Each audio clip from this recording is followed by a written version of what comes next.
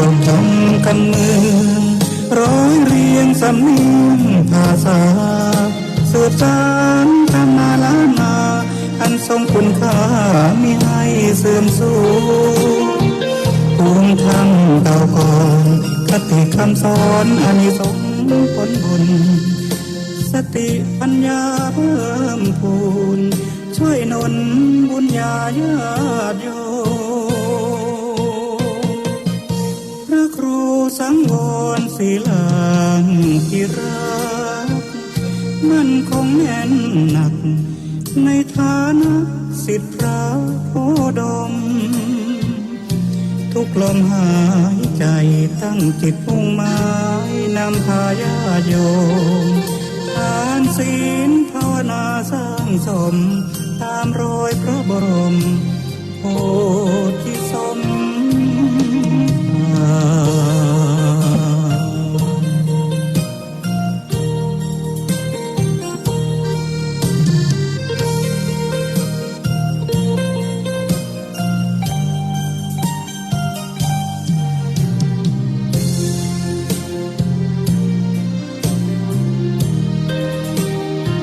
มรดกธรรมคำเมืองร้อยเรียงสำเนียงภาษาสืบสานตำนานล้านนาอันทรงคุณค่ามีให้เสื่อมสูญภูมิธรรมเก่าก่อนคติคำสอนอานิสงส์ผลบุญสติปัญญาเพิ่มพูนช่วยหนุนบุญญาญาติโยมขอกราบนอบน้อมแด่พระรัตนตรัยอันมีพระภาธิการพระสงฆ์องค์เนรจุตนจุองค์ข้าเจ้าขอเจริญปอนกับพระความเคารพแด่พระเถระวันนี้กับผมอาตมาภาพพระครูสังวรศิราภิรักษ์เจ้าอาวาสวัดสายมูลตำบลแม่กาอำเภอสันป่าตองจังหวัดเชียงใหม่ก็ได้มาพบปะกับคณะศรัทธาสาธุชนทั้งหลายในวันนี้เป็นวันจันทร์ที่27เดือนตุลาคมพุทธศักราช2568ซึ่งก็ตรงกับ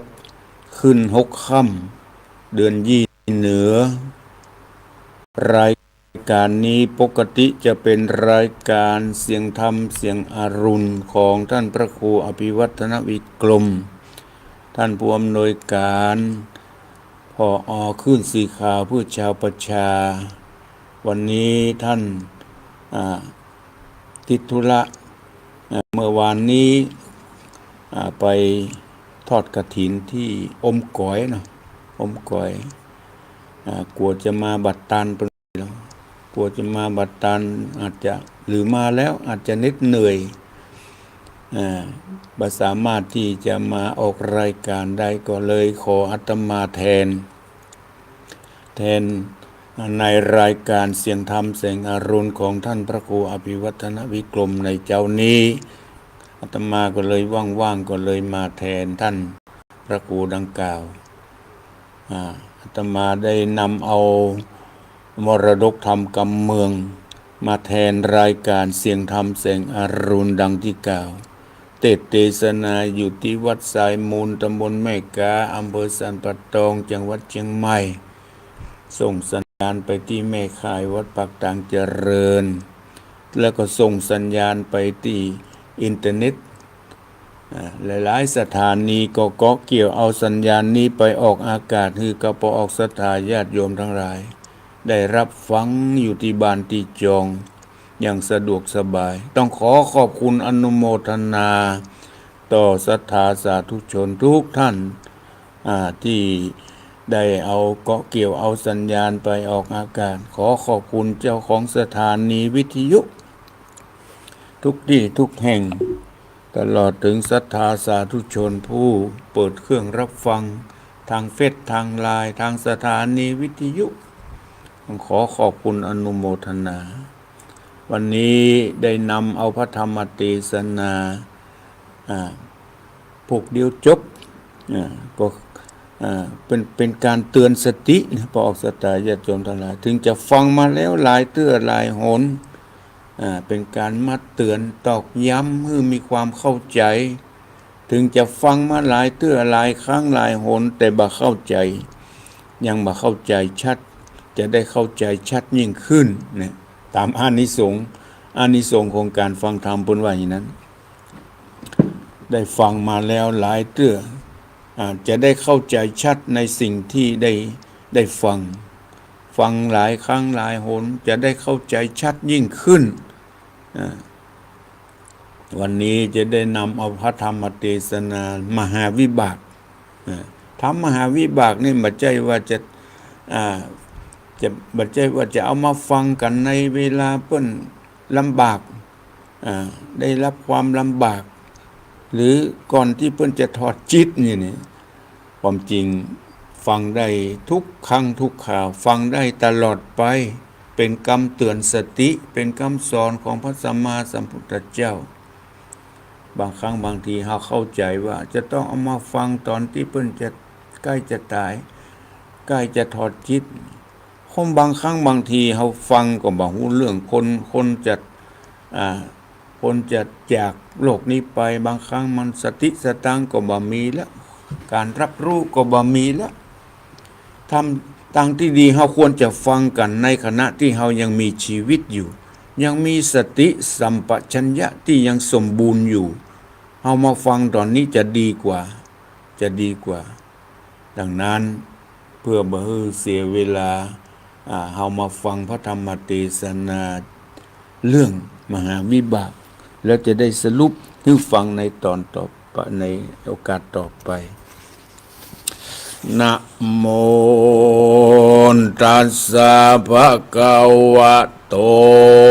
อะระหะโตสัมมาสัมพุทธัสสะ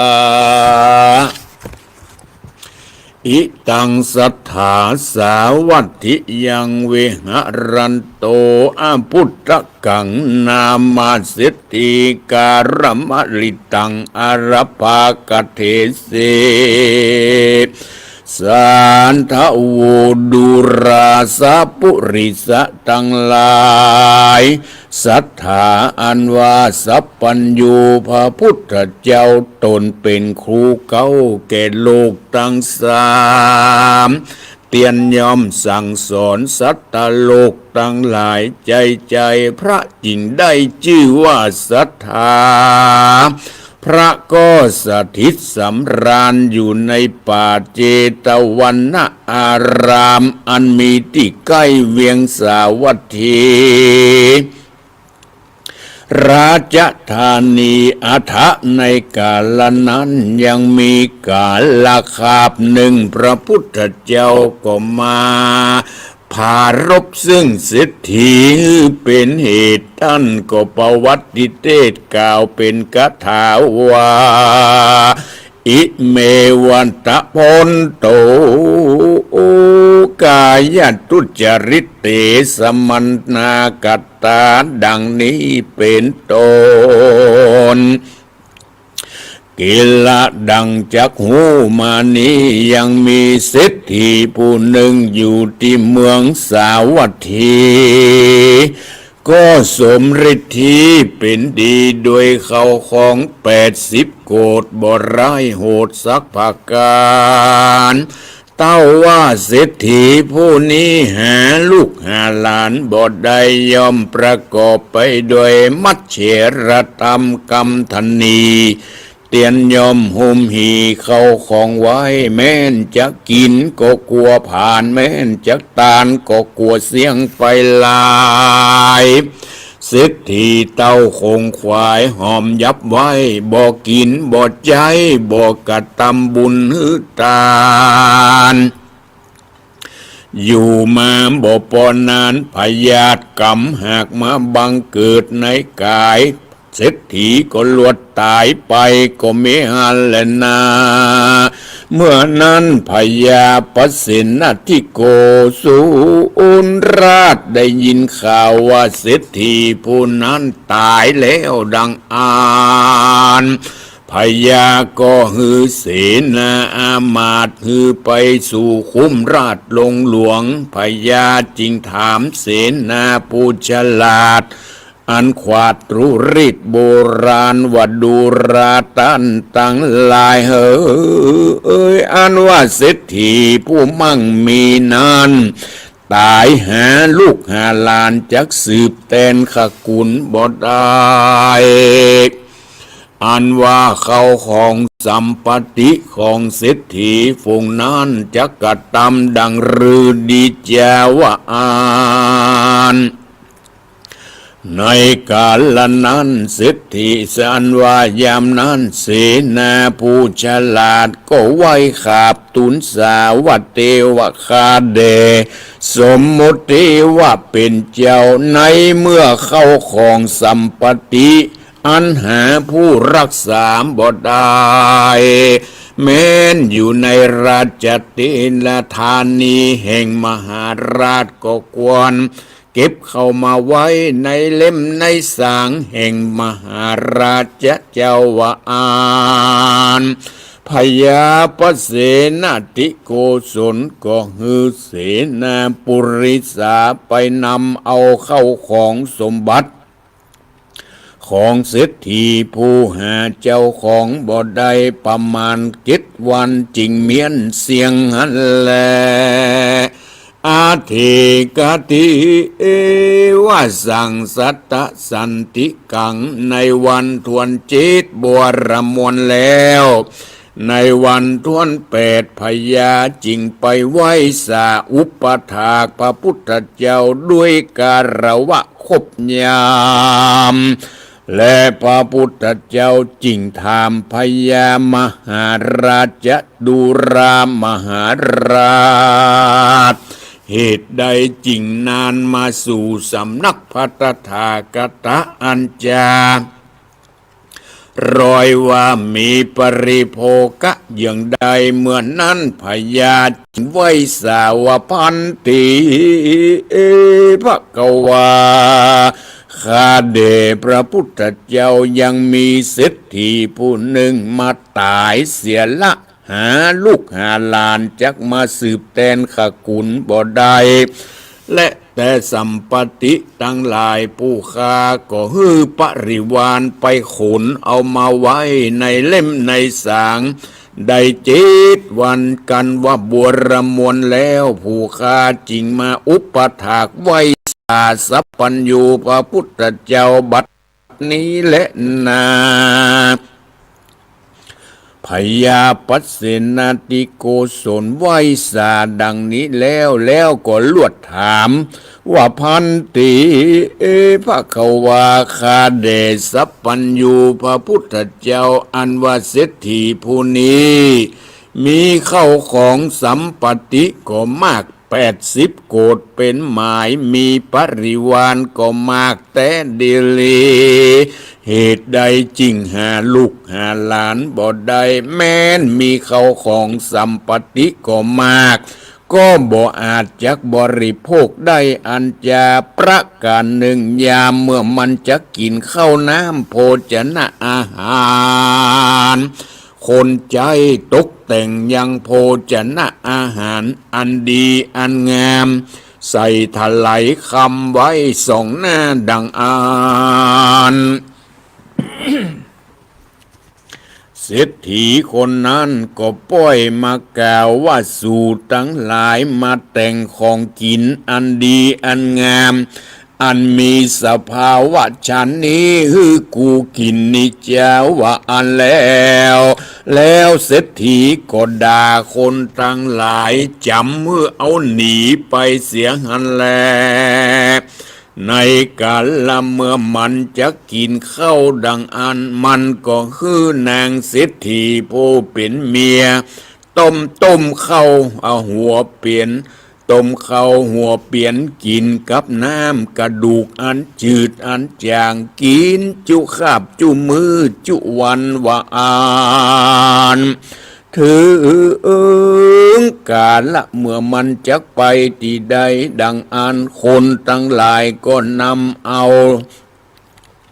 สีวิกายคำอันดีอันงามมาฮือขี่ดังอันเศรษฐีผู้นั้นก็เกียรติแล้วก็ด่าตีคนตั้งหลายว่าอันแลสานานิเศรษฐีก็นุ่งแต่ผ้าป่านผ้าปอแล้วขี่เกวียนอันลุอันเก่าอันคล่ำแล้วก็เต้าบังไปด้วยใบแฝกใบคายิบเป็นร่มไปก็มิแลพันติพระขวาข้าเดชสัพพัญญูพระพุทธเจ้าส่วนเศรษฐีผู้นั้นแม้นมันมีข้าวของมากนักมันก็บ่อาจจะกินจักบริโภคได้ฉันนั้นเป็นเพราะบาปกรรมเยื่องใดจะขอพระพุทธเจ้าจุงติดทิศนายังผลกรรมวิบากแห่งเศรษฐีผู้นั้นฮือแจ้งแก่ผู้ฆ่าทั้งหลายเด็ดเตอเมื่อนั้นพระพุทธเจ้าตันก็เทศนาสำแดงยังกรรมวิบากอันเศรษฐีหากได้กระทำมาฮือแจ้งพระจิงแสงเทศนาว่ามหาราชาเศรษฐีกหปฏิตคสิกขีปัจเจกสัมพุทโธปินดิปติปฏิยาเทติดูรามหาราชอันว่าเศรษฐีผู้นั้นในกาลเมื่อก่อนมันได้เกิดมาเป็นกระตุมปีกผู้หนึ่งอยู่ในเมืองปาราณสียังมีในวันหนึ่งมันหันพระปัจเจกเจ้าตูนชื่อว่าตักกะสิกขีเข้ามาปิณฑบาตมันก็ได้โอกาสบอกแก่ตาร้องเปล่าแก่คนตั้งหลายว่าดูราเพื่อนบ้านตั้งหลายยังมีพระภิกษุตนหนึ่งมาปิณฑบาต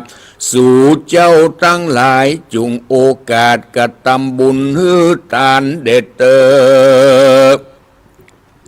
ว่าอันแล้วมันก็กำเอามีดเอาผ้าขวานออกไปสู่ป่าหันแลกระตุมปีกผู้นั้นมันหาสัทธามบ่ได้ส่วนเมียแห่งมันก็มีใจจมชื่นยินดีมากนักเมื่อได้ยินดังอันมันขันนิ่งใจว่าพระปัจเจกเจ้ามาแล้วว่าอันกรรมอันนี้กูก็บ่หอนได้ยินสักเตื้อกูก็ผาธนาใครฮือตานและใครไหวสาสกาละปุจจาตุกเมื่อแต่ดินเลกันวันนางขันนิ่งใจฉันนี้แล้วนางก็นำเอาข้าวน้ำโภชนะอาหารมาใส่บาตรพระปัจเจกพุทธเจ้าตนนั้นตัดสมิงคันเนในขณะยามนั้นกระตุมปีกผู้นั้นมันไปสู่ป่ากลับมาแล้วก็หันเมียมันตุกแต่งดาข้าวน้ำโภชนะอาหารมาใส่บาตรพระปัจเจกพุทธเจ้าดังอันมันก็กล่าวว่าเจ้าสลมเจ้าอย่างใดของสักเล็กสักน้อยอันจาว่าอันแล้วมันก็ถือโอกาสไขดูบาทพระปัจเจกเจ้ามันก็หันเข้าปิณฑบาตอันเมียมันหากเอามาฮื้อตานฉันนั้นมันก็บังเกิดความกินแหน่งใจว่าอันว่าข้าวน้ำโภชนะอาหารอันเมียมันใส่บาตรปานอาปานฉันนี้ดังว่ากูจะกินเสียก็จะเป็นประโยชน์อิ่มต้องเต้นดินเลแม้นว่าเอามาฮื้อคนที่กระทำการกูกินเสียก็จะเป็นประโยชน์อิ่มต้องเต้นดินลีบัดนี้เอามาป้อยเอามาใส่บาตรฮื้อพระภิกษุกินแล้วรับนอนบ่ได้ อันว่าข้าวและอาหารแห่งกูก็จักเสียหายหาประยุจนะบ่ได้แก่กูสักอันกะตุมปีกผู้นั้นมีความกินแหนงใจเสียดายเข้าของที่ได้หืดตานไปประการหนึ่งนายกะตุมปีกผู้นี้มันได้ฆ่าลูกปีอายแห่งมันในกาละเมื่อก่อนคือว่ากะตุมปีกผู้ปีมันก็มีปีอายอยู่ผู้หนึ่งอยู่กินตัวกันเมื่อปลายลุนกะตุมปีกผู้ปีนั้นก็มาเล็งหันในอนิจจภาวะคารวัตยาวเรือนว่าเป็นดีตุกปูปุ่นดีนายมากนักมันก็มาสละวัตถุเข้าของปงปันฮือเกกะตุมปีกผู้น้องแล้วส่วนโตนมันก็หนีไปบวชเป็นฤาษีอยู่ในป่าหิมพานต์ส่วนกะตุมปีกผู้น้องก็อยู่กระวัดยาวเรือนแตนปีอายแห่งตนอยู่มาบ่นานเท่าใดกุกุมารน้อยลูกพี่อ้ายก็เดินไปตามห่วงบ้านแล้วก็กล่าวว่าอันนี้ก็เป็นของพ่อข้าเกวียนเล่มนี้ก็เป็นของพ่อข้าส่วนกะตุมปีกผู้แอนั้นมันได้ยินกุมารน้อยกล่าวฉันนานมันก็คิดในใจว่ากุมารน้อยผู้นี้ยังหนุ่มยังน้อยแต่ดีหลีมันป้อยมากล่าวฉันนี้แม้นว่ามันใหญ่ขึ้นมามันจะเยะดังลือจาแม้นว่าวัตถุเข้าของตั้งหลายฝูงนี้ก็จักเอาเสียบ่อันมันก็จักเอาหือต้านผู้อื่นเสียบ่อยาจะแลกะตุมปีกผู้กึดฉันนี้แล้วอยู่มาวันหนึ่งมันก็แห่อุบายจุเอากุมารน้อยผู้นั้นไปสู่ป่าแล้วก็บิดคอกุมารผู้นั้นหืดตายเสียในป่าตอดเสียในป่าที่นั่นจะแลอันนี้ก็เป็นกรรมวิบากแห่งเศรษฐีในกาลเมื่อก่อนนั้นแลสัทธาสัพพัญญูพระพุทธเจ้ากันนำเอากรรมวิบากแห่งเศรษฐีมาติติสนามหาราชดุระมหาราชอันว่าเศรษฐีผู้นั้นเมื่อก่อนมันได้เป็นกระตุมปีกผู้นั้นมันร้องเอื้นกล่าวแก่คนตั้งหลายฮือตานเขาปินดิบาตแปแก่พระปัจเจกเจ้าด้วยตีจะกุศลเท่านั้นมันก็มาจุติตายไปเกิดในเทวโลกได้จิตญาติกันจุติจากเทวโลกก็ได้ลงมาเกิดในเมืองสาวัตถีได้เป็นเศรษฐีมีเข้าของมากนักมันก็บ่อาจจะบริโภคได้แม้นว่าเข้าน้ำโภชนะอันประณีตก็ดีพาผ่อนตนสบายยัวยานสีวิกายคำก็ดีและปัจจะและปัญจกามคุณอันเป็นโอราริกะมันก็บ่อาจจะกินจากบริโภคได้ก็ด้วยกรรมวิบากอันกินแหนงใจเสียได้เข้าปินดิบาตอันเมียมันหากหือตานแก่พระปัจเจกเจ้านั่นแลประการหนึ่งเศรษฐีผู้นั้นเกิดมาหาลูกหาหลานหาผู้สักสืบแทนขกุลบ่ได้ก็ด้วยกรรมวิบากอันได้ฆ่าลูกพี่อ้ายของตนนั่นแลด้วยกรรมวิบากแห่งเศรษฐีในจัดนั้นจึงเกิดมาหาลูกหาหลาน หาผู้จักสืบแทนสัมปติบ่ได้โดยกรรมวิบากที่ได้กระทำมาจริงทำมือเศรษฐีได้รับกรรมวิบากดังกล่าว ดังติสนามาก็มีโดยพระการดังกล่าวมานิเลนะนิติตังขียาสังวันนาวิเศษจาห้องเหตุยังมหาวิบากก็บังคมสมฤทธิ์ดีพระธรรมเทศนามหาวิบากเป็นธรรมที่เราฟังกันตลอดไปเนอะไม่ใช่ว่าจะมาฟังกันในตอนใกล้จะเสียชีวิตเราฟังกันเพื่อให้เป็นข้อเตือนสติเป็นไม่ใช่เป็นธรรมที่ธรรมที่จะมาฟังกันเฉพาะเวลาคับขันไม่ใช่เอาฟังกันได้ตลอดไปเป็นชื่อที่บ่ใครเป็นมงคลเท่าใดก็ตามแต่เฮาเป็นการเตือนสติเป็นการเตือนสติในเนื้อหาสาระของพระธรรมเทศนาที่ได้เทศนาไปในทำนองพื้นเมืองเหนือก็พอสรุปใจความว่าในครั้งหนึ่งพระพุทธองค์ประทับอยู่ที่เจตวันมหาวิหาร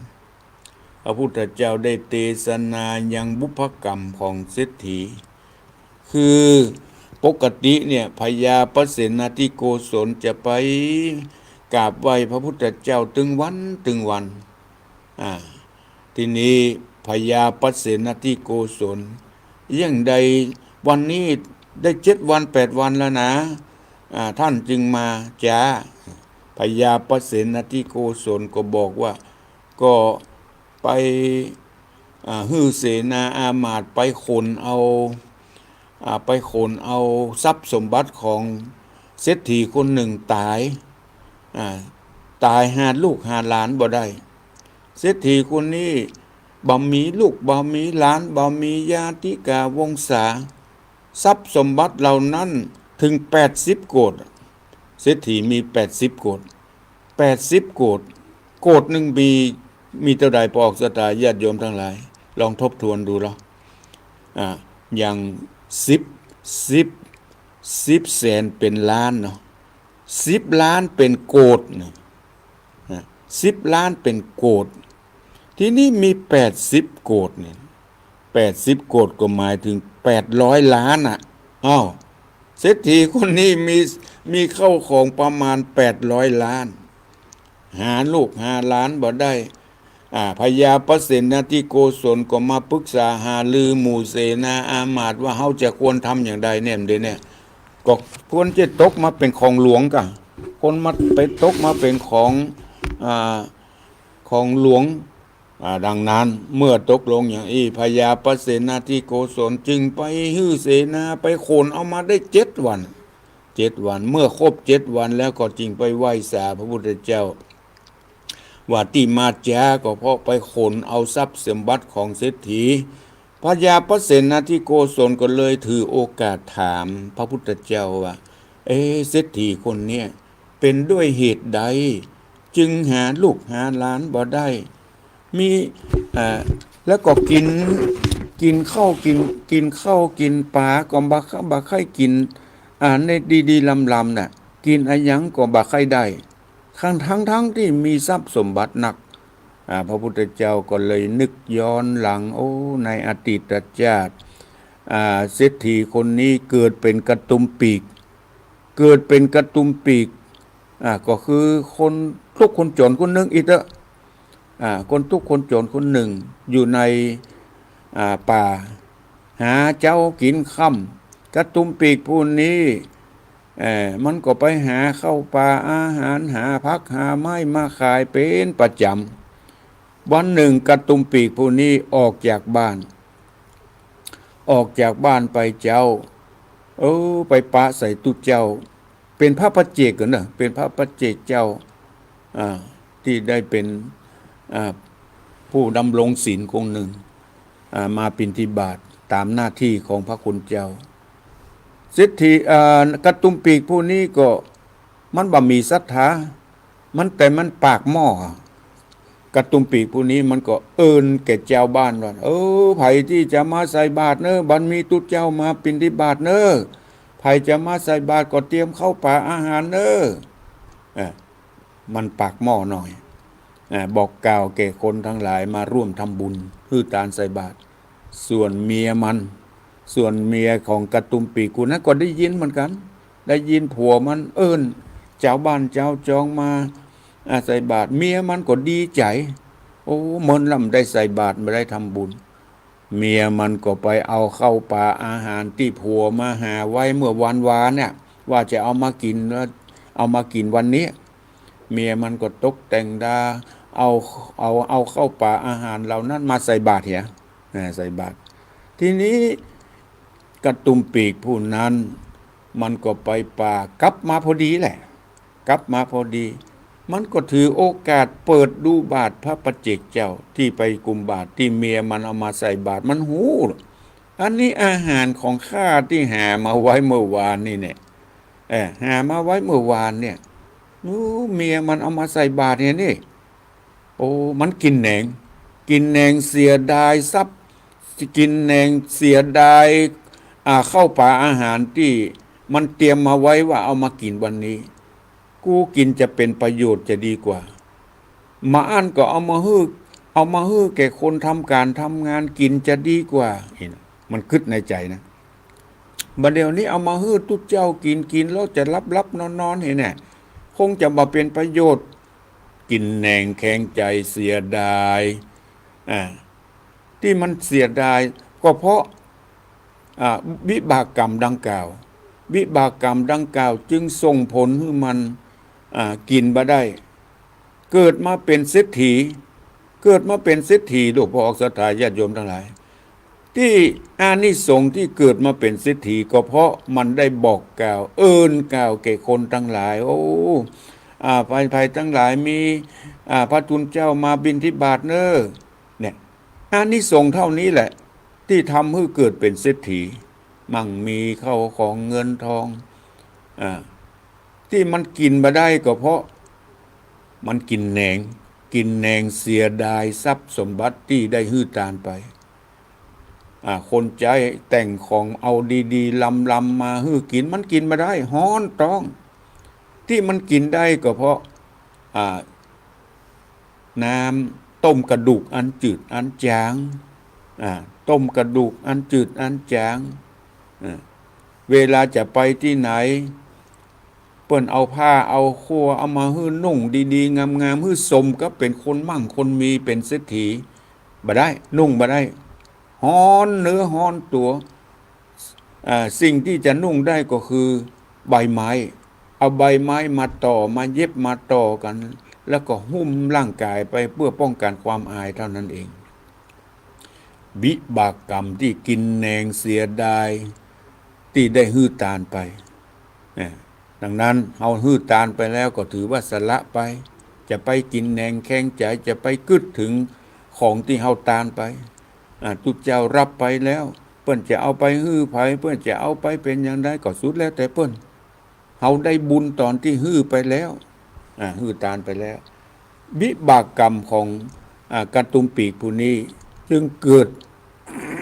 มาเป็นเศรษฐีโดยที่ได้บอกได้กล่าวดังนั้นพอออกศรัทธาญาติโยมทั้งหลายเวลาเฮาจะทำบุญฮื้อตานอย่างเฮาก็ไปบอกพี่บอกน้องมีงานข่าวดำมีงานมงคลงานอวมงคลไปบอกพี่บอกน้องมาร่วมทำบุญเปิ้นจะมาก็สุดแล้วแต่ตอนที่เฮาไปบอกนั่นได้บุญละเหมือนกับกระตุ้มปีกพวกเนี้ยกล่าวแก่ศรัทธาประชาชนว่าไผจะใส่บาตรเนอะเนี่ยไผจะใส่บาตรแค่เนี้ยได้บุญแค่เนี้ยได้เกิดมาเป็นเศรษฐีกันนะพอออกศรัทธาญาติโยมทั้งหลายแต่มีแหมข้อหนึ่งพญาปเสนทิโกศลถามว่าเหตุใด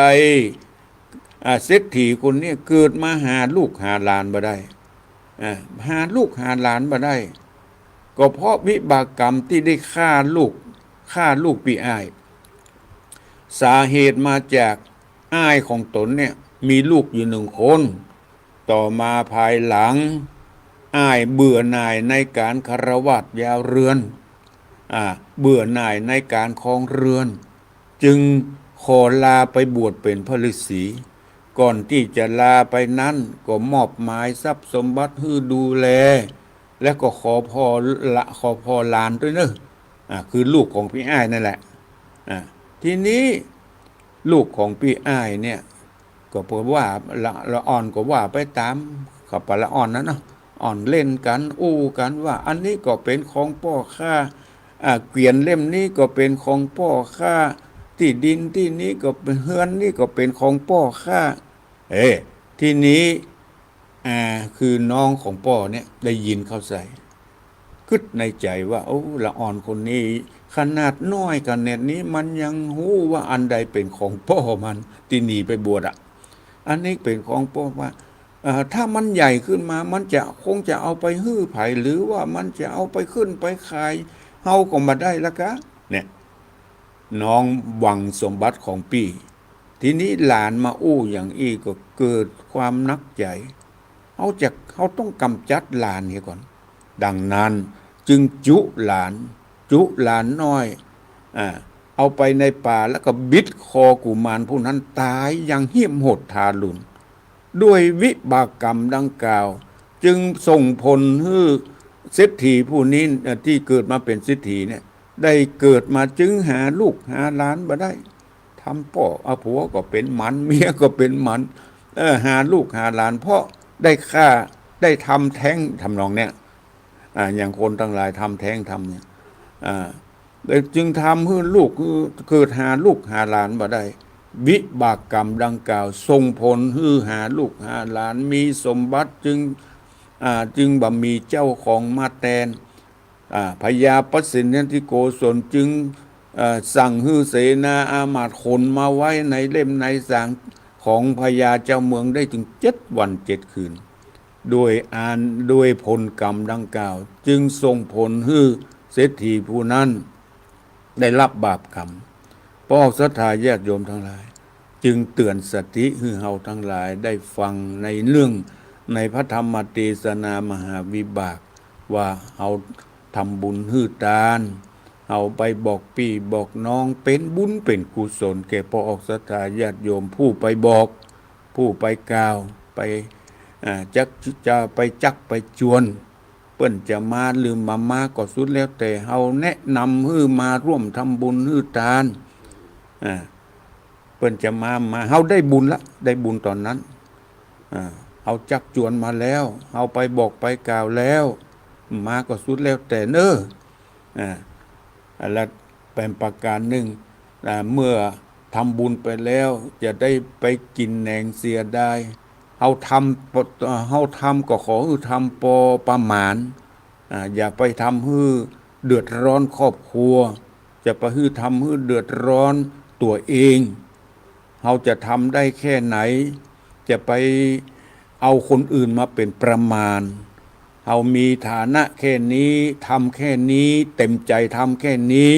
ทำไปแล้วให้สบายอกสบายใจจะไปกินแหนงจะไปเสียดายทรัพย์สมบัติที่เฮาฮื้อทานสละไปแล้วก็ถือว่าได้บุญไปแล้วสบายอกสบายใจทำไปแล้วดีอกดีใจแค่นั้นถือว่าได้บุญละสบายอกสบายใจดีใจจะไปประมาทในผลบุญผลทานที่ตนทำไปเฮาทำได้น้อยเดียวเปิ้นทำกันนักหนาป้านบอกอันนั้นเป็นเรื่องของเปิ้นเฮาทำได้แค่นี้ก็แค่นี้อย่างปัจจุบันหน้ากฐินเฮาก็จักจวนกันไปบอกกล่าวกันไปไผจะทำได้แค่ไหนก็ทำไปด้วยความสบายอกสบายใจจะไปกินแหนงแกงใจจะไปเสียดายที่จะไปอิจฉาตาร้อนเป็นวิบากกรรมแก่พระศรัทธาญาติโยมทั้งหลายนี่เป็นห้องว่ามหาวิบากมหาแปลว่าใหญ่วิบากหมายถึงการได้รับกรรมผลกรรมที่ตนได้กระทำไปเป็นธรรมเตือนสตินะไม่ใช่ว่าเป็นธรรมที่จะต้องทำให้คนวิบัติอย่างอันอย่างอี้มาใจ เป็นธรรมคำสอนของพระสัมมาสัมพุทธเจ้า เตือนแก่คนที่ทนีขี้จิเป็นบัตรธรรมบัตรเสียสละมีเป็นคนมั่งคนมีแต่บัตรได้เป็นคนเสียสละบัตรเป็นคนที่จาคะบัตรได้บริจาคให้แก่สังคมดังนั้นเรามี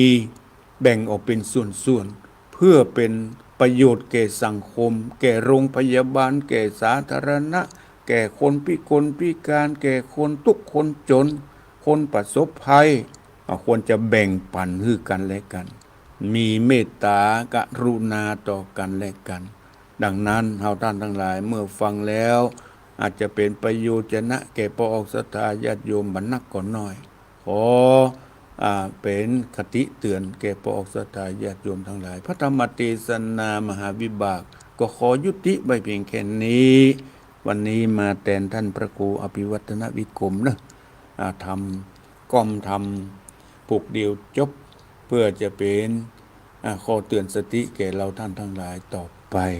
เวลาที่เหลือนี้ใครที่จะโทรมาอู้มาจา0812898992ขอประชาสัมพันธ์วัดไซมูลจะมีการบรรพชาอุปสมบทในวันที่1 ธันวาคมใครที่มีลูกมีหลานอยู่ใกล้เคียงวัดไซมูลจะมาสมัครบวชได้นะวันที่1 ธันวาคมที่มีอายุ20 ปีขึ้นไปมีสุขภาพแข็งแรงบัดใจว่าอ่อนเปียเพลียแรงทำช่วยตัวเองบ่ได้แล้วก็ มาบวชก็เปิ้นแล้วก็อาจจะเป็นภาระคนอื่นอย่างนี้ก็ควรจะพิจารณาดังนั้นคนที่มีสุขภาพแข็งแรงพอที่จะมาบวช จะบวช7 วัน 9 วันหรือจะบวชตลอดชีวิตก็ยินดีนั่นในวันที่1บวชรับสมัครตั้งแต่วันนี้จนถึงวันที่15 พฤศจิกายนรับสมัครตั้งแต่วันนี้จนถึงวันที่15 พฤศจิกายนเจริญพรไรจ้าขอบคุณครูเจ้าไอ้ฟังยินเว้อโอ้แม่เรือนเนาะเจ้าฟังชัดเจนดีเนาะเจ้าชัดเจนดีเจ้าขึ้นเก้าจิ๊บเจ้าโอ้วังเหนือก็ชัดเจนดีขอบคุณแม่เรือนเซ็นต่อเนอะเจ้ารักษาใจเว้อเจริญพรจากเลยสัตว์เจ้าตะลุงโอ้โทรมาจากแม่ของเนาะเจ้าฟังอยู่เจ้าชัดเจนดีนะแม่ยังก็แม่สีทอนเจ้าแม่สีทอนบุญมาแม่สีทอนเจ้าสีทอนน้ำสกุลยังก็เป็นจิตเจ้าบุญมาแล้วของพ่อแล้วก็แม่สีทอนมันอยู่ฝั่งหยาแล้วก็ย้ายไปดูกล่องเนี่ยแม่สีทอนเปรมจิตเนาะเจ้าฟังชัดเจนดีเนาะเจ้าชัดเจนดีเจ้าบุญรักษาอยู่ดีมีสุขเจ้าบุญรักษาเจริญพรเจ้าคำภาษาเจ้าท่านพระครูฟังชัดเจนดีเนาะที่เมืองปานเจ้าชัดเจนดีเจ้าบางคนที่ว่าลูกตายเพราะแล้วขอลูกก็ต้องรับลำบากตามทำไม่บากไปบัดใจแล้วเนาะโอ้ตามทำยังก็ได้เฉพาะเจาะจงค่ะทำทุกโภคทำตานได้ทำเป็นคำสอนของพระพุทธเจ้าตานได้ทั้งนั้นนะอันเขียนเปิดเข้าใจว่าถ้าหลวงพ่อไม่บากอย่างใจละเนาะทำคำสอนของพระพุทธเจ้าถ้าจะตานได้ตานทำยังก็ได้เจ้าตานทำคำสอนของพระสัมมาสัมพุทธเจ้าเป็นอานิสงส์ทั้งนั้นเจ้าเจริญพรเนอเจ้ากับไปศาสตร์เจ้าเจริญพรไปศาสตร์เจ้าท่านพระครูเจ้าโอ้ไม่ไข่แก้วเนาะเจ้าโอ้มาจากถนนพระห้าแล้วฟังอยู่นะตำบลนครเจดีย์ฟังชัดเจนดีเนาะชัดเจนเจ้าขึ้น104เจ้ารักษาอยู่ดีมีสุขโทษค่ะทุกท่านเจริญพรเจ้าไปศาสตร์เจ้าธรรมโคไม่อุ้ยอินฟังได้ยินเห็นแล้วนาประเดี๋ยวได้ยินนะเจ้าท่านคะ จ้า ได้ยิน6 โมงก็ได้ยินกะ จ้า โอ้ 6 โมงไปนี่ก็ใครศูนย์ห้องไว้เนอะ โอ้ใครรบ เมื่อก่อน กว นี่ น มันได้ยินจ้าเมื่อก่อนมันได้ยินเดี๋ยวนี้ได้ยินมาละ โอ้ดีแล้ว จ้า ได้ยินไป จ้า แถวเสมิงบนแล้ว จ้าถ้า6 โมงไปนี่มันจะใครศูนย์ห้องแล้ว โอ้ สถา ควา นี ย อื่น ควายมา เปิด สถานีมันนักขึ้นมาละ จ้าไว้สาร ข นะ อบ เจ้า คุณแม่อุ้ยอินเสมิงเหนือเจริญพ สาร ธุสาธุเจ้า เจริญพร ไว้สาครับทุลุงที่ตามรับฟังอินเนอร์ครับนี่ นี่ปนหนานนอ ครับปนันเกษตรมัน นานเกษตรนาแดงนาน้อย จังหวัดน่าน ครับ โอ้น่านฟังชัดเจนดีเนาะ โอ้ยอย่างชัดเจนเลยครับลุงครั ชั บ ดเจนดี ฟังเขาเรียงเขาลาโคเข้าใจกันไงที่ โอ้ นอก ดีละโทรมาจากเมืองโทรมาจากเมืองน่าน ครับคนเขากันในหนุ่มในท่ามุ่งอยู่ในจิตในใจมันหัวจิตใจคนห้องก็อยู่มีความสุขความเจริ โอ้ ญ บุญรักษาอยู่ดีมีสุขเนื้อปนานเน้อ ครับกำลังใจให้ลุงนะครับเน้อคนมันอยู่ดีมีสุขเน้อลุงเข้าใจกันลุง เช่นเดียวกันเน้อ สามบาปดีเน้อสุดมองอยู่ลุงอยู่ตลอดนะครับนะครับ เจริญพรเจริญพร นักการครับพระอาจารย์ โทรมาจากไหน จังหวัดน่านอำเภอเมืองจังหวัดน่า โอ้ นครับ จังหวัดน่านสายที่2อำเภอเมืองครับผม ฟังชัดเจนดีเนาะ ชัดเจนครับผม โอ้ เตือนสติคนดีครับผม ใช่เตือนสติเป็นการเตือนสติ ครับผม อย่าได้ประมาทผลบุญผลทาน ครับผม เรามีน้อยทานน้อย ก็อย่าได้ประมาทในผลบุญของตนเอง ครับผมนมัสการครับ เจริญพร ไว้จากเจ้าแม่ฟังอยู่เนอะ โทรมาจากไหน จนมาจากน่านเจ้า โอ้ แม่ น่าน ติดเจ้า โอ้น่านสายที่3แล้ว ฟังชัดเจนนะว่าที่น่าน เจ้า อันนี้อำเภออย่างก็อำเภออย่างก็ อำเภอสาเจ้า อำเภอสาอีกกี่อำเภอเมือง เจ้า ฟังชัดเจนดีเนาะ ทางสัดเจนนี่เจ้า คุณรัก แม่ ษา สมฤทธิ์นะ แม่สมฤทธิ์ เจ้า อำเภอสาเบียงสาน่านขอบคุณเนอแม่เนอ เจ้าไว้จากเจ้า อยู่ดีมีสุข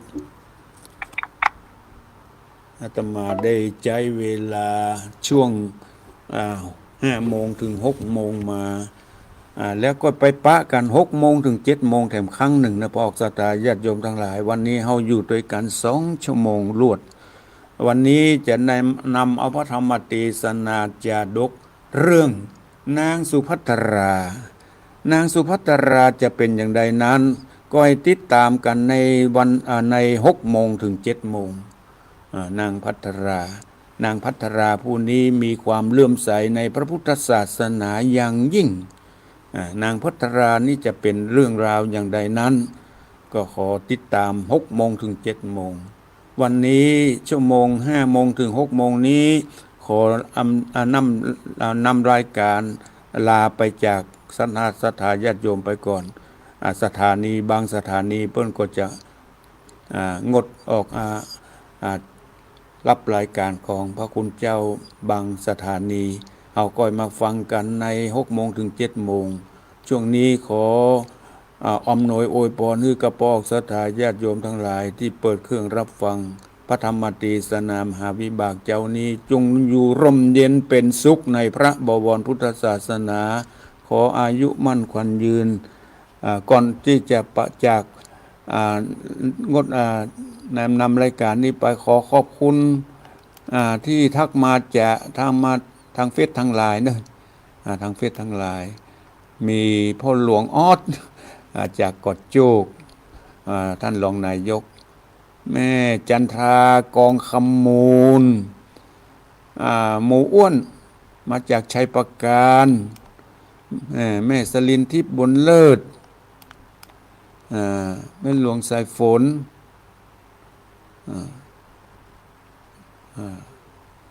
ที่เฟซทางไลน์แม่หลายท่านแม่พิสมัยแม่เดือนเพ็ญทิมวางแม่สายฝนแม่พิสมัยสีเทพดำรงแม่สมศรีใจบุญแม่จิรพันธ์โมโป้ขอขอบคุณอนุโมทนา อายุวันโนสุขังพระลา พระครูสังวรศีลังที่รักมันคง